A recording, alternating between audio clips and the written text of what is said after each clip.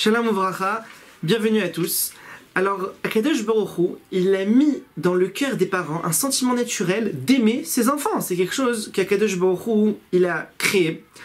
Mais il faut faire attention, il nous dit que l'amour, cet amour-là, il soit pas mekalkel ashura, c'est-à-dire qu'il n'abîme pas la ligne droite de l'éducation, à tel point que Shlomo HaMelech, il nous dit dans Michelet, choser shivto, celui qui économise son fouet, il fouette pas assez, il veut économiser son fouet, soné beno, il déteste son fils.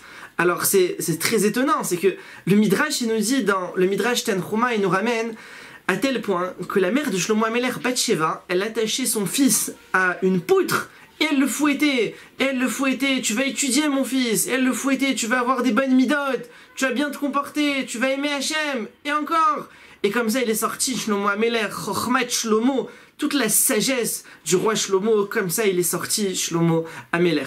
Alors ça, c'était à l'époque de Shlomo HaMelech. Maintenant les générations, elles sont beaucoup plus faibles, il y a Yeridat Adorot, les générations elles vont en descendant, donc de nos jours, c'est plus le fouet de la main, mais c'est le fouet de la bouche. C'est-à-dire, c'est les mots, il faut encourager l'enfant, il faut le soutenir, dire des gentils mots, comme il dit Shlomo HaMelech, Lashon Raka, Tishaber Garem, un langage doux, il peut briser des os. Comme ça, il dit, un langage doux, il peut briser des os. C'est-à-dire, quelqu'un, il vient, il est en colère, il est énervé, tu m'as fait, tu m'as pris, tout ça.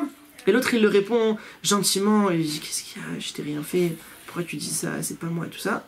L'autre, en face, il entend ça, ça l'a brisé. Ça lui a brisé ses os. Donc, c'est Lashon Raka, un langage doux avec l'enfant, et ça l'aide dans l'éducation, dans le bon chemin.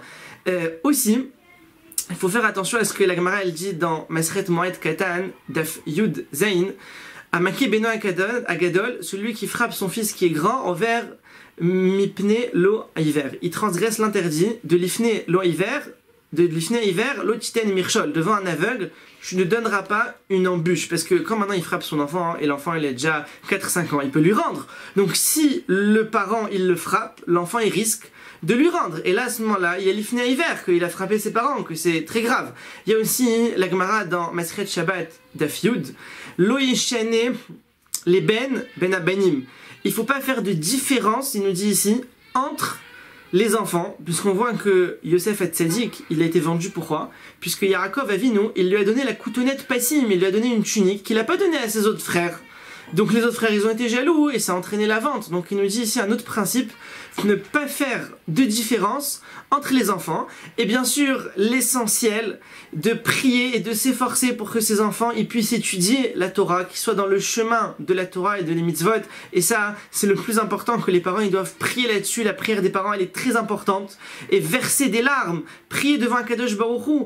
Et même s'ils voient que Baruch Hashem, ses enfants ils sont grands, ils sont dans le chemin de la Torah et des mitzvot, ils doivent continuer à s'inquiéter. La Gemara elle nous dit dans Masret Souka, Dafnun Bet, Kol Gadol Mechavero, Yitzro Gadol et Meno. Tout celui qui est plus grand que son ami, alors son Yetzirah, il est aussi plus grand. Donc même si l'enfant il est bien, il est dans la Torah, c'est un grand, mais le Yetzirah aussi il est grand. Donc il faut que les parents ils continuent de s'efforcer à prier pour eux.